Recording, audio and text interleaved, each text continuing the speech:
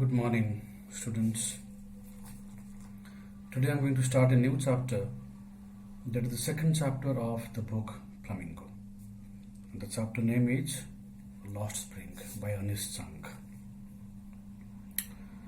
Before I give you the background knowledge of the chapter, let me talk about the author first, the writer Ernest Chung. Ernest Chung is a very good writer, a journalist. She writes for magazines, newspaper, articles, journals. She was born in Rourkela in Odisha. Later on, she had her higher education in Hyderabad. So, after doing this higher education, she thought of writing books, journals, and also she was doing it. And this chapter, Lost Spring, Stories of a Stolen Childhood, is actually a lengthy book, a long book, from which this part is extracted. So you may say this is an excerpt from the book titled Lost Spring, Stories of Stolen Childhood. Now, this topic talks about what? Let me make the meaning is very clear that Lost Spring title itself gives you some meaning. What is the meaning here? Spring is lost. What do you mean by spring? Spring is a season. All of us know in which season we see vegetation is there. We see something new coming up, innovative things are coming up, creative things are coming up. Some things are there getting new life. That is called spring. Means there are opportunities, there are scopes, there are hopes. But in this chapter, Ernest Chung talks about two children. One is Saheb and one is Mukesh. Saheb is a rag picker. You will come to know this. We will study right now. And second one, Mukesh. Mukesh is a child. He belongs to a bangle making family. Now let us come back to Saheb first, then we'll go to Mukesh. But now again, let me just touch the title again. So spring is lost. Whose spring is lost? Spring is lost refers to the childhood days of children is lost here, because Saheb as a rag picker, he is a child. Mukesh is also a child, belongs to a bangle making family. Also his child was lost. So the question arises that when children at the age of 7 years, 8 years or 5 years or even 9, 10 years in their childhood stage, they are supposed to get education, they are supposed to get good health and hygiene, they are supposed to get opportunities to go for schools, to get all kinds of opportunities and advantages in their life. But the irony is that in the life of Saheb and Mukesh, such opportunities are not there, because there is a problem. What is the problem here? Somehow the apathy of this so-called modern society, people living in rich society, those who are called in English, we can say people of class of elites. So when they visit this site of slum area, they don't have any kind of interest thinking about how to improvise the situation of these people.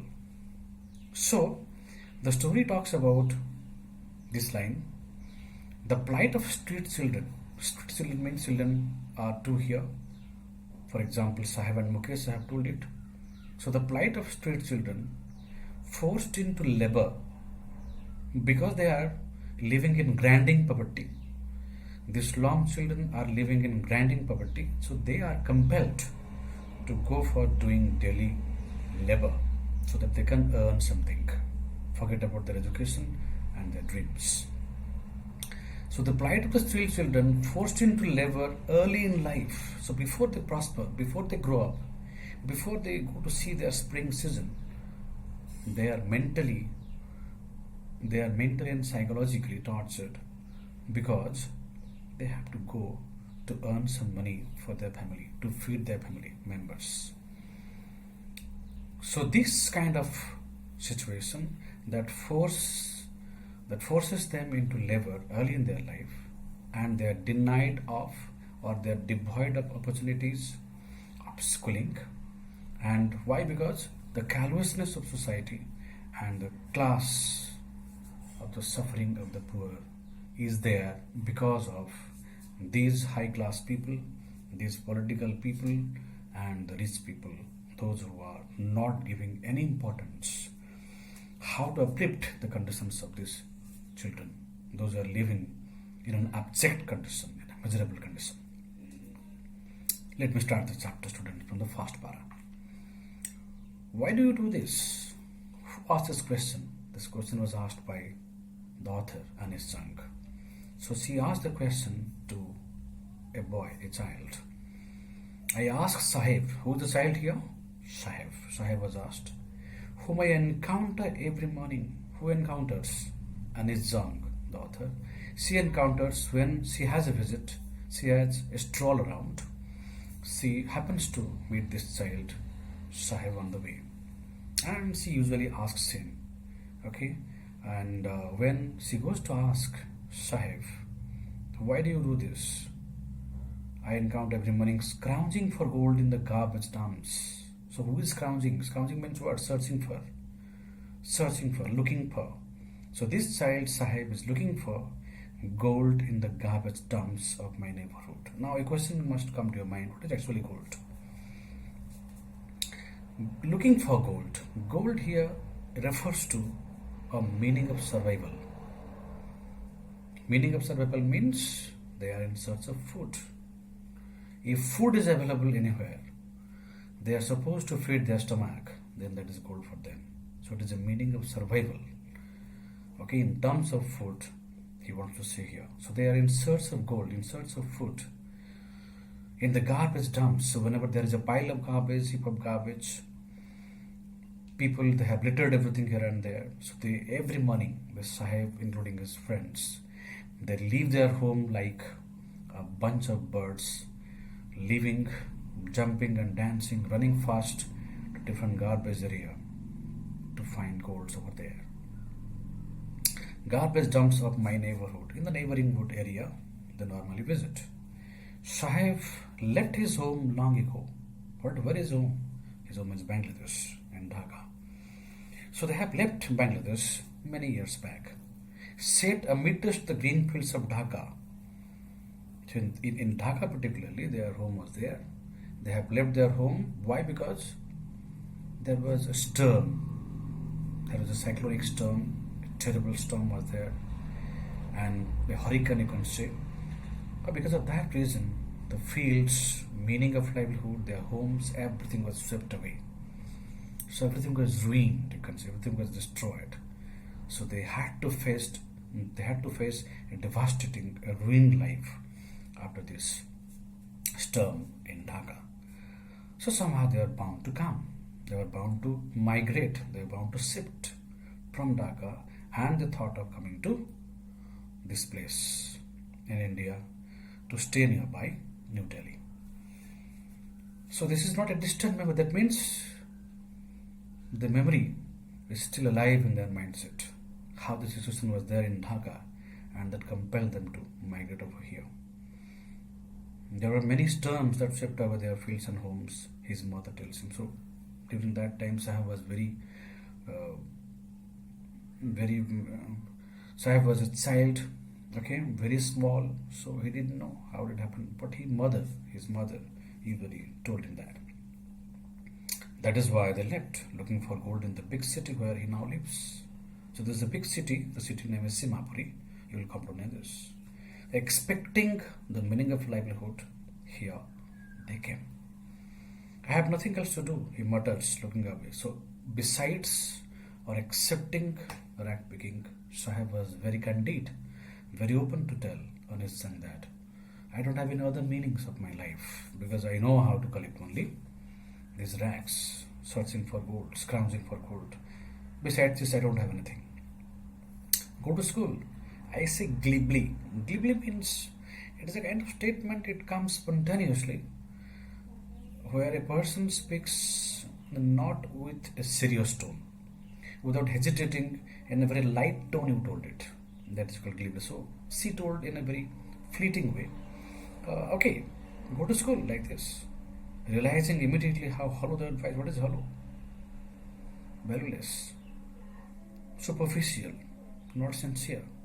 So this is not a sincere advice, in fact, but she gave it to whom? Sahib. That please go to school. There is no school in my neighborhood. When they build one, I'll go. Sahib is also hopeful. She is hopeful of schooling, of education. But Sahib told Anisang that if a school is coming nearby, I'm supposed to go. If I start a school, will you come? I ask, half joking, not seriously. Anisang said, okay, suppose I go for a school in coming 1 week or in coming few days, will you come and join? He says yes, smiling broadly. With a white mouth, he smiled and said yes. A few days later, I see him running up to me. He was school ready. Meaning is clear. It takes longer to build a school, I say, embarrassed at having made a promise that was not meant, but promises like mine abound in every corner of this bleak world. Dear students, and is very powerful. So Anis Jung made a promise to Sahib that suppose he went for a school, Sahib would join or not. After 1 week, when Sahib came and asked Anis Jung, do we have a school or not? Here, Anis Jung felt embarrassed. Embarrassed means why? Why did she feel embarrassed? She felt ashamed of, she felt confused. Okay, because she made a false promise, and the promise was not skillfully thought of, but she told it out of curiosity.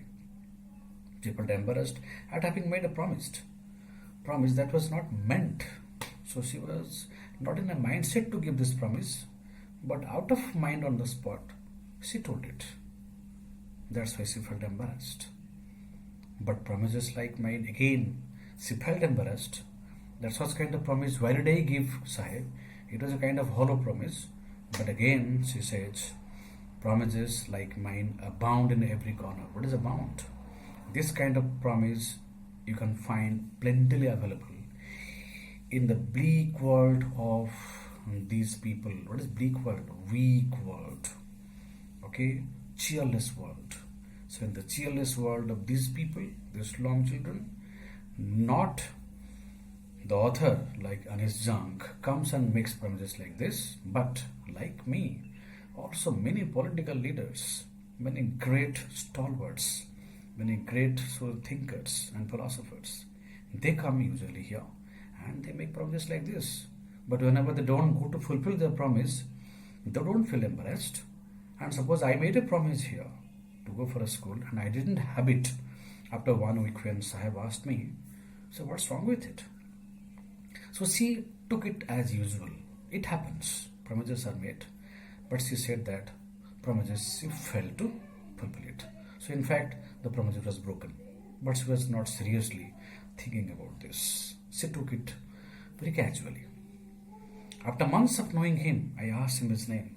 Sahib Alam, he announces, he does not know what it means. If he knew its meaning, Lord of the Universe. In this part, there is a question normally comes, what is the anonym the name of Sahib? The meaning is very clear. Sahib means what? Lord of the Universe. What is the irony here?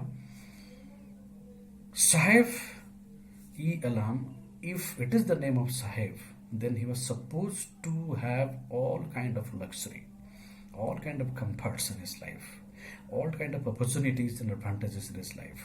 But the irony is that even though he is the Lord of the Universe, he is destined to endless poverty. He is subjugated to endless misery. Okay, he is pushed into a hellish slum world. There is no scope of opportunities, no scope of advantages in his life. This is the irony in the name of Sahib Alam, Lord of the Universe. He would have a hard time believing it. Because this is the problem. Lord of the Universe should have all kind of comforts. Okay? But he would have a hard time believing it. He cannot believe. He doesn't know that my name is Sahib Alam and it means Lord of the Universe. He doesn't know. He's completely unconscious of this meaning of the particular name, Sahib Alam. So he can't believe that the meaning is actually this. unaware of what his name represents, he roams the streets with his friends. So he's unaware of his name, and he visits here and there with his friends. Army of barefoot boys. Army means what? A group of boys, barefoot, no shoes were there, no slippers were there, who appear like the morning birds and disappear at noon. Morning, they leave, scrounge for gold in the garbage dumps, and by the afternoon or by noon, they come back. I have come to recognize each of them. Okay, so here Anisang says that I know, sometimes I know, I come and I know these people. Why aren't you wearing supples? I asked one. My mother didn't bring them down from the shelf. He answers simply. So one of the rag pickers, he answered that, my mother didn't give me this from the shelf. Even if she did, he will throw them off, asks another, who is wearing shoes that do not match. So this is actually, a kind of shoes they are going to wear that mismatch, but they enjoy. When they find these shoes from garbage dumps, thrown away by some rich people, they go to wear it, even though it doesn't match, but they enjoy. So see how they're attached with environment. And they say that even my mother also gives me supples, will throw it out. So when I comment on it, he supples his feet. Supples means what? Dragging his feet. That is supples his feet and says nothing. Children are there. So he drags his feet that why don't you say anything about this? Why do you want to throw the supples to your mother if she gives to you? And this shoes also doesn't match. The child is silent. I want shoes. They only want shoes. Says a third boy who has never owned a pair of all his life, traveling across the country. I have seen children walking barefoot in cities, on village roads. It is not lack of money, but a tradition to stay barefoot is one explanation. This is a very good line, students. A question may come here. What is the mystery? What is the reason behind these slum children or these rag pickers? They are remaining without slippers. They remain barefoot. This is a kind of tradition, a convention that they have been following. They are always staying barefoot and they enjoy. They don't have their own supples, whatever, but they always like supples or slippers or shoes that was thrown away, that was deprived, that was not used by some rich people because there is a hole or something, and they go to enjoy this slippers over there. So what is the expansion here? The expansion is, this is the tradition to stay barefoot. They enjoy. There is no other meaning besides this.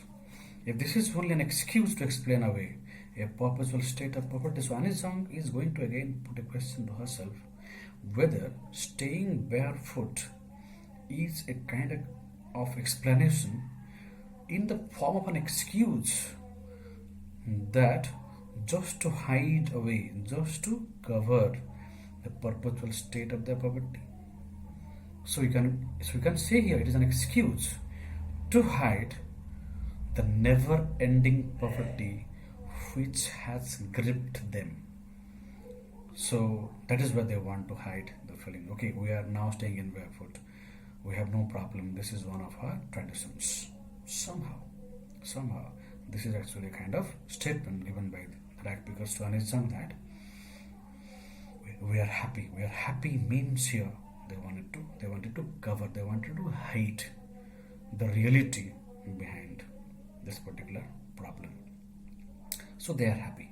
So it's an excuse to hide their never-ending poverty, which has almost gripped them in their life. Okay, thank you, children. This is the first part. Second part will continue tomorrow.